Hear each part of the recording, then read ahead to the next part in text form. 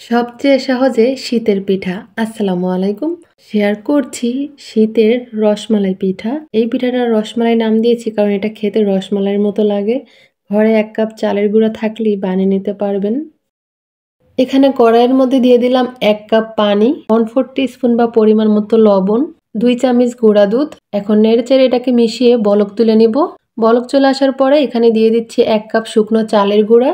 চালের গুঁড়াটা দিয়ে নেড়েচেড়ে এটাকে সিদ্ধ করে নিব। এই তো সিদ্ধ করে নিয়েছি। এটাকে এখন আমি হালকা ঠান্ডা করে নিব।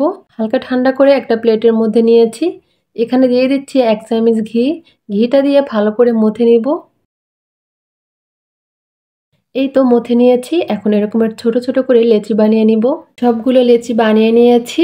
এখন হাতের মধ্যে একটা লেচি নিয়ে এভাবে গোল করে ঘুরিয়ে এইভাবে আঙ্গুল দিয়ে একটা চাপ দিলেই কিন্তু পিঠা হয়ে যাবে। এই পিঠাগুলো বানানো খুব সহজ, যে কেউ বানাতে পারবে। এই যে দেখেন কতটা সহজ, আর বানাতেও কিন্তু খুব ভালো লাগে। এভাবে সবগুলোকে বল বানিয়ে নিয়েছি। তারপরে আঙ্গুল দিয়ে এক একটা চাপ দিলেই পিঠাগুলো হয়ে যাচ্ছে। এই পিঠাগুলো বানাতে হাতে ১০ মিনিট সময় হলেই কিন্তু বানিয়ে নিতে পারবেন। এই যে একটু সময়ের মধ্যে সবগুলো পিঠা বানিয়ে নিয়েছি, আর কতটা সুন্দর লাগছে সবগুলো পিঠা দেখতে। এখানে 1/2 কেজি লিকুইড দুধ নিয়েছি, 1/4 কাপ চিনি দিয়ে দিলাম, 1 টেবিল চামচ গুঁড়া দুধ দিয়ে দিলাম, সামান্য একটু লবণ দিলাম। এখন নেড়েচেড়ে বলক তুলে নিব। বলক চলে আসার পরে এখানে দিয়ে দিচ্ছি 2 টেবিল চামচ নারকেল কোড়া আর গরম মশলা।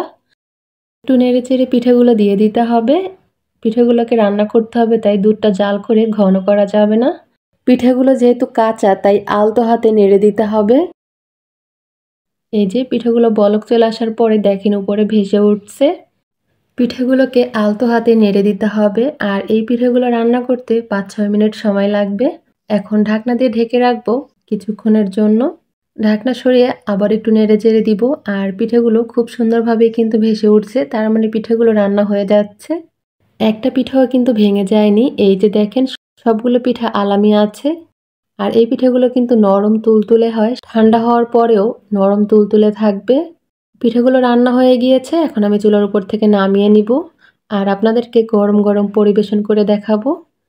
এই যে দেখেন কতটা লোভনীয় হয়েছে পিঠাগুলো। আর আপনারা চাইলে এই পিঠাগুলো কিন্তু খেজুরের গুড় দিয়ে রান্না করতে পারেন, সেটা খেতে আরও বেশি মজার হবে। পিঠেগুলো পরিবেশন করে নিয়েছি। এই পিঠে কেটে দেখার কিছুই নেই, একদম নরম তুলতুলে। এক একটা পিঠা তুলবেন আর মুখের মধ্যে দিবেন, খেতে কিন্তু ভীষণ মজার হয়। পিঠা খাচ্ছেন না রসমালাই খাচ্ছেন বুঝতেই পারবেন না। পিঠার রেসিপি ভালো লাগলে একবার হলেও তৈরি করে দেখতে পারেন। আশা করি সবার কাছে খেতে ভালো লাগবে।